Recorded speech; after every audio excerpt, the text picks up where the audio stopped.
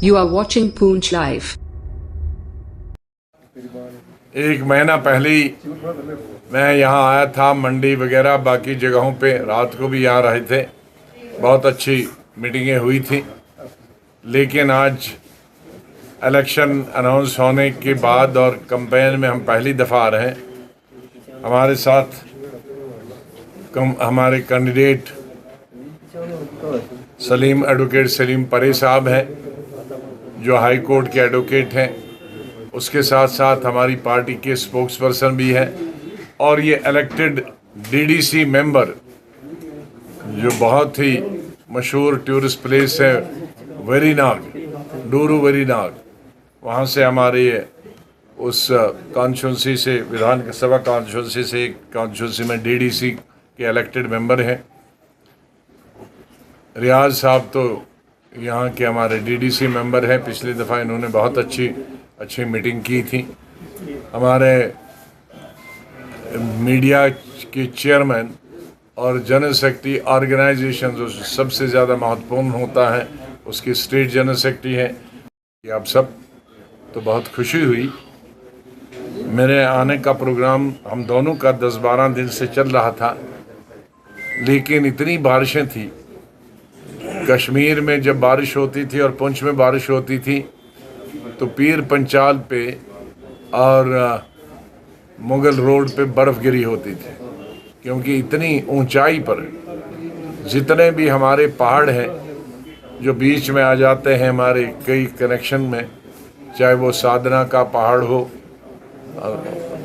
जो हमारे एक कॉन्स्टिट्यूंसी को उधर बंद कर देता है बर्फ़ की वजह से, दूसरा हमारा सिंथन हो, और भी 4-5, लेकिन सबसे ऊंचा ये पहाड़ है 11,500। तो जिसकी वजह से हमने बहुत इंतज़ार किया ये रोड क्लियर हो जाए। काश इलेक्शन कमीशन ने पहले ये सोचा होता कि मई मिडल तक तो ये रोड खुलते नहीं है, तो पहले ही उनको 6-7वें फेज़ में रखना चाहिए था इलेक्शन। तो यहाँ आने में 4 दिन लगे, अब जाने में भी 3-4 दिन लगेंगे, 2-3 रातें लगेंगी। बड़ा समय चला गया इसमें। मुझे पूरी उम्मीद है कि राजौरी पुंछ के ये पीर पंचाल के लोग मिले हैं ज्योग्राफी तौर पर साउथ कश्मीर से। अगर यहाँ ज़ोर से सीटी मारें तो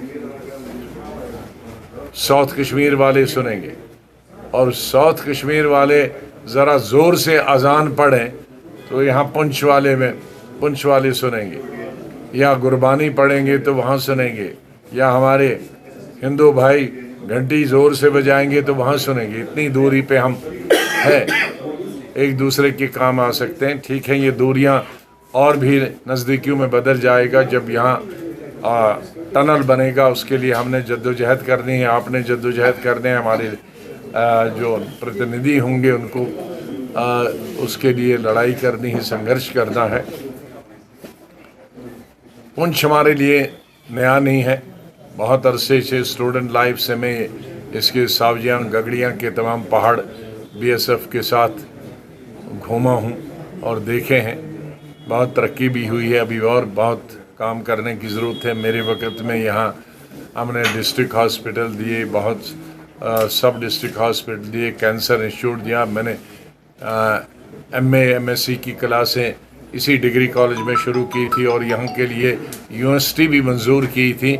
लेकिन मुझे अफसोस है कि जो मैंने कार्रवाई तब ज़मीन एक्वायर करने के लिए यूनिवर्सिटी से शुरू की थी, वो अभी 17 साल है। तो 17 साल के बाद इतनी हुकूमतें बदल गई, इतने चीफ मिनिस्टर बदल गए, गवर्नर बदल गए, चीफ मिनिस्टर भी 3 बदल गए, उमर साहब, मुफ्ती साहब, महबूबा जी, और गवर्नर 5-6 बदल गए। लेकिन किसी ने वो यूनिवर्सिटी की ज़मीन जो मैंने आइडेंटिफाई की थी, वो पिछला बुरुज से लेकर और यहाँ नीचे ही वाला सारा वो इलाका क्या है, चंडक वाला, चंडक के से इधर तक सारा वो यूनिवर्सिटी के लिए, और पैसा भी एयरमार्क तभी किया था, आज तक वो बिल्डिंग नहीं बन। शुक्र करो कि मुझे मालूम था कि मेरे बाद इसका यही हाल होगा, तो मैंने एमए और एमएससी की जो क्लासेस थी खुद आया था और खुद उसका उद्घाटन किया था, और डिग्री कॉलेज में ही उसकी वो एमए की क्लासेज शुरू हो गई, वो सुविधा तो हो गई।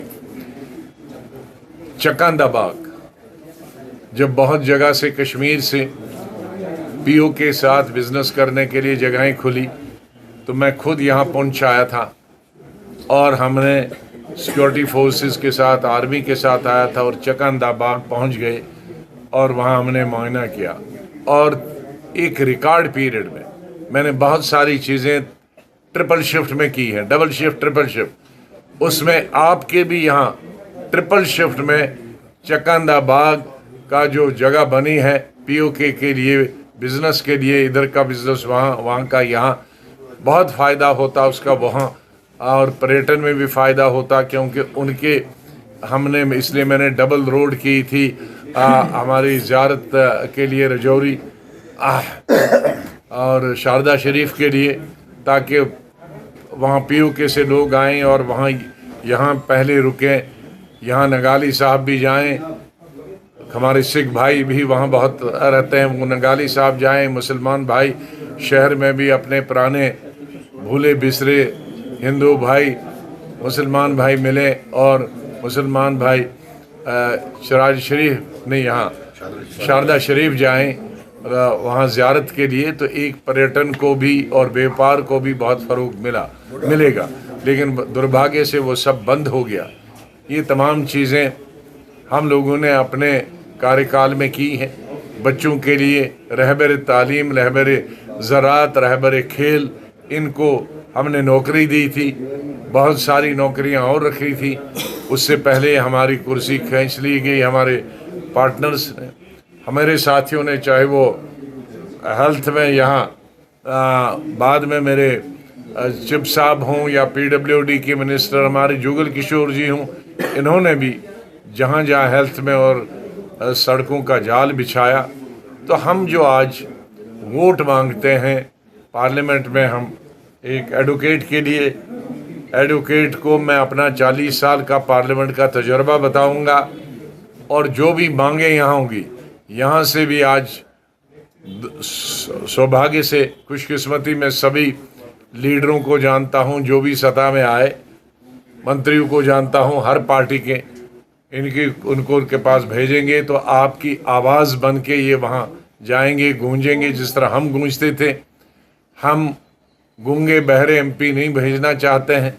जैसे हमने पिछली दफ़ा जब हमारी स्टेट ली गई, स्टेट को डाउनग्रेड किया गया, 370 को ख़त्म किया गया, 35A को ख़त्म किया गया, तो लोकसभा में कुछ हमारे एमपीज़ थे, उन्होंने उफ तक नहीं किया, खड़े तक नहीं हुआ, प्रोटेस्ट तक नहीं किया, वॉकआउट तक नहीं किया। उसमें तो एनर्जी नहीं लगती थी। लेकिन हमने 4 घंटे तो ज़मीन पे धरना दिया, और हिंदुस्तान के रिकॉर्ड में किसी भी लीडर अपोजिशन में लोकसभा या राज्यसभा ने 4 घंटे वो ज़मीन पे किसी बिल के खिलाफ बैठा हो, और उसके बाद 1.5 घंटा तकरीर भी की। लेकिन बाकी जो चुने गए थे लोकसभा में, जो वाकई लोगों की आवाज़ होते हैं, वो तो चुप बैठे। अब आज कहेंगे इलेक्शन में 370 भी दे दो, स्टेट भी दे दो। अरे लेकिन जिसके लिए चुने गए थे, जहां घर आग लग रही थी, वहां तो मिट्टी तुमने डाली नहीं, वहां तो तुम तमाशा देखते रहे, इसको जलने दो। और आज जलने के बाद कहते आप फायर ब्रिगेड लाओ। अरे उस वक्त तो तुम मिट्टी भी डालते, पानी की बाल्टी डालते तो आग बुझ जाती, लेकिन आग बुझाने में कुछ कम नहीं की। तो मैं नहीं चाहता कि हमारे पार्लियामेंट में, लोकसभा में ऐसे गूंगे बहरे जाएं कि हमारी स्टेट जल रही हो, 370 ख़त्म किया जा रहा हो, स्टेट को डाउनग्रेड किया जा रहा हो, 35A को ख़त्म किया जा रहा हो, और हमारे एमपीज़ चुप बैठे।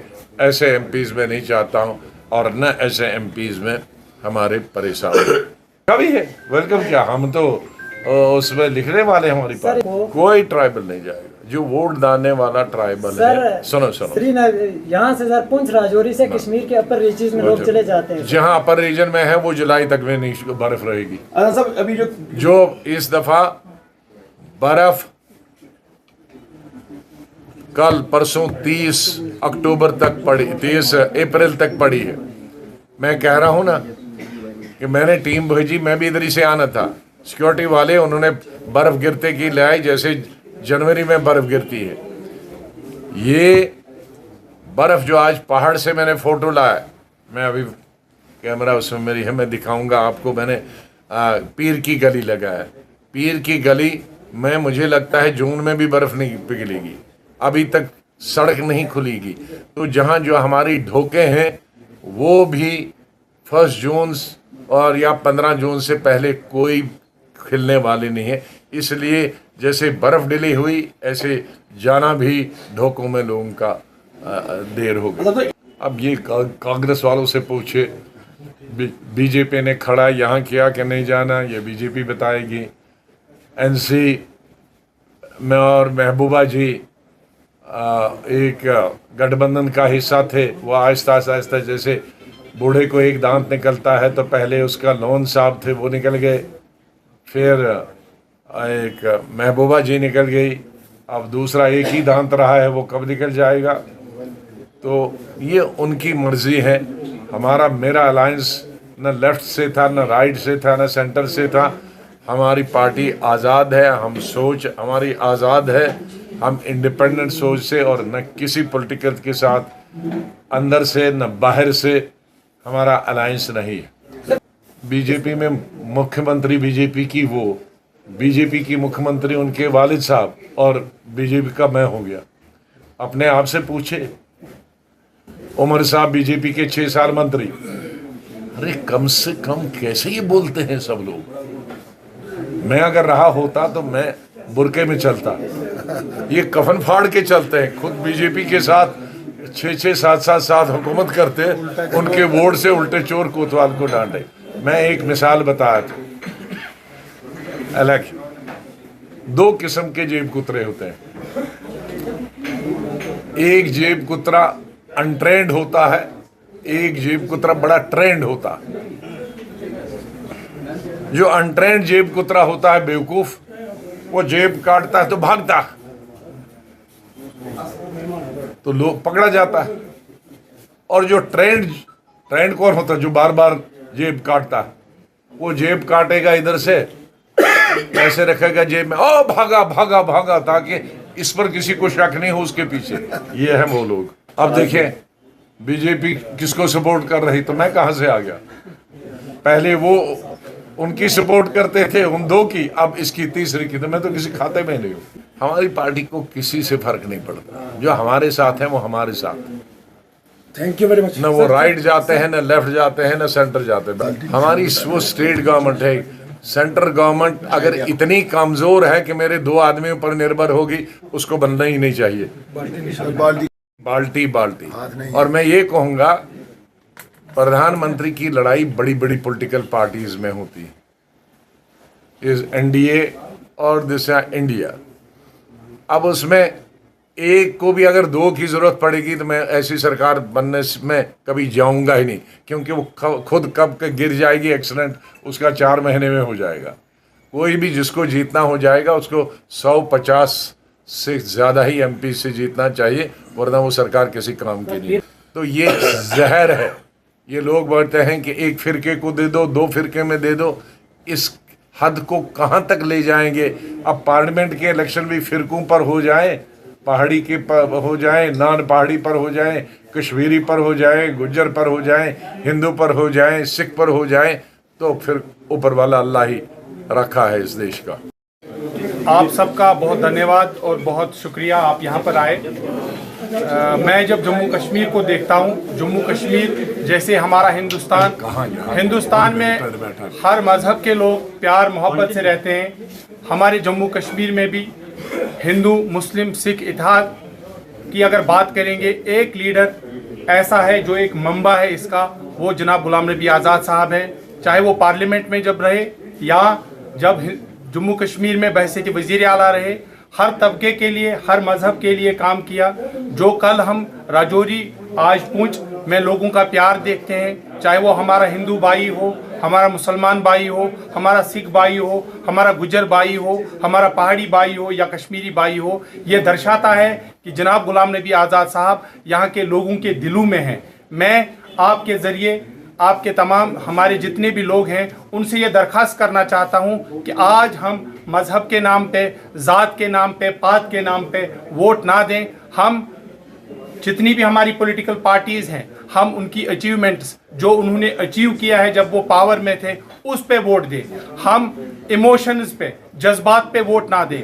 हम अपने लोगों की नुमाइंदगी जो पार्लियामेंट में करनी है उस कैंडिडेट का पास्ट भी देखें, उस पार्टी का पास्ट भी देखें। हम कह सकते हैं कि जम्मू कश्मीर में अगर किसी ने नुमाइंदगी जम्मू कश्मीर के लोगों की वो हमारा लीडर जनाब गुलाम नबी आज़ाद साहब है, और हम अपने लोगों से तवक्को करेंगे कि वो हमें एक मौका देंगे, और हम कोशिश करेंगे कि जो तवक्कात हमारी पार्टी, हमारे लीडर जनाब गुलाम नबी आज़ाद साहब और हमारे लोगों की तवक्कात जो हमारी पार्टी और हमारी लीडर के साथ है, हम उन पे खरा उतरेंगे, उनकी आवाज़ बनेंगे, यहाँ के बेरोज़गार लड़कों की आवाज़ बनेंगे, यहाँ के मुसलमान, सिख, हिंदू, कश्मीरी, गुजर भाई, पहाड़ी भाई, तमाम लोगों की आवाज़ हिंदुस्तान के ऐवान में बनेंगे और कोशिश करेंगे कि उनकी उम्मीदों पे हम खरा उतरेंगे।